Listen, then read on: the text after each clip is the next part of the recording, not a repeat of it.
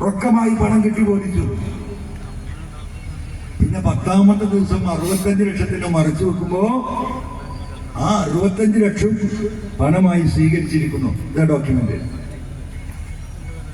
ഒറ്റ പോലീസുകാരനാ DGP ഓഫീസിൽ നിന്ന് തിരുവനന്തപുരം പ്രൈഷ് ഓഫീസിൽ പോയിക്ക 1 മണിക്കൂർ കൊണ്ട് ഈ ഡോക്യുമെന്റ് ശരിയാണെന്ന് പറയാം. നെറ്റ് തന്നെ കിട്ടും, എല്ലാവർക്കും കിട്ടും. ഞാൻ ലിങ്ക് വിട്ടിരുന്നല്ലോ.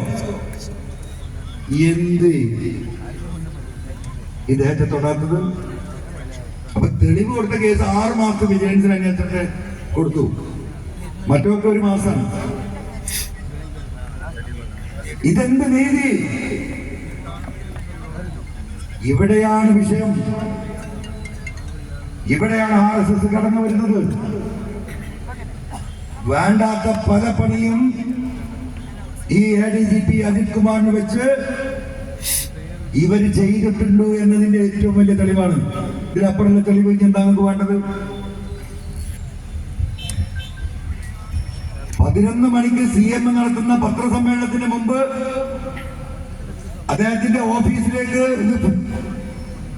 വാട്സാപ്പിൽ അവിടുത്തെ ചില എനിക്കറിവുള്ള അദ്ദേഹത്തിന്റെ സ്റ്റാഫിനെ അയച്ചു കൊടുത്തു, കൊണ്ടേ കാണിച്ചു കൊടുക്കണം പ്ലീസ്. ഇതാണ് ഇതിന്റെ സ്ഥിതി. ഒരനക്കൂല, അനങ്ങൂല. നമ്മൾ വെള്ളപ്പൊക്കത്തിൽ ഇങ്ങനെ എന്താ പറയാ, നമ്മൾ ചില വീഡിയോ ഒക്കെ കാണുന്നുണ്ടല്ലോ, കുട്ടിയും തള്ളയും കൂടി വെള്ളപ്പൊക്കത്തിൽ പെട്ടിട്ട് ഒലിച്ചു പോകുമ്പം ആ അവസാനത്തെ കെട്ടിപ്പിടുത്തം, പിന്നെ മരിച്ച അവിടെ പിരിയാണല്ലോ, ആ പിടുത്തം ഇങ്ങനെ പിടിച്ചിരിക്കുക. എന്തിനാണ് സഖാക്കളെ? എന്തിനാണ് സഖാക്കളെ? ഇതൊന്നും കണ്ടിട്ട് നിങ്ങൾക്ക് മനസ്സിലാകുന്നില്ലേ? ആർക്കു വേണ്ടി, എന്തിനു വേണ്ടി? ഈ പാർട്ടി ഇതിന് ഉത്തരം പറയണ്ടേ? അഭ്യർത്ഥിച്ചു എന്നോട് നിർത്താൻ. ഞാൻ നിർത്തി, കത്ത് കൊടുത്തു. ഞാൻ ഒരു കണ്ടീഷൻ ഞാൻ പറഞ്ഞു, കേസ് അന്വേഷണം സത്യസന്ധമായി നടക്കണം. ആ ഉത്തരവാദിത്തം പാർട്ടിയെ ഞാൻ ഏൽപ്പിക്കുകയാണ്, ഏറ്റു. അത് കഴിഞ്ഞിട്ട് 3 ദിവസം നടന്നെന്താ? റിദാൻ വധക്കേസ് എടവണ്ണ പോലീസ് അന്വേഷിച്ച് കുറ്റപത്രം കൊടുത്ത് കോടതിയിൽ കിടക്കുകയാണ്. അതാണ് ഞാൻ പുനരന്വേഷണം നടത്തണമെന്ന് പറഞ്ഞ് ബഹുമാനപ്പെട്ട മുഖ്യമന്ത്രിക്ക് കൊടുത്ത പരാതിയിലൊന്ന്. ഈ SITയുടെ കീഴിൽ പുനരന്വേഷണം ഒരു ഭാഗത്ത് നടക്കുക.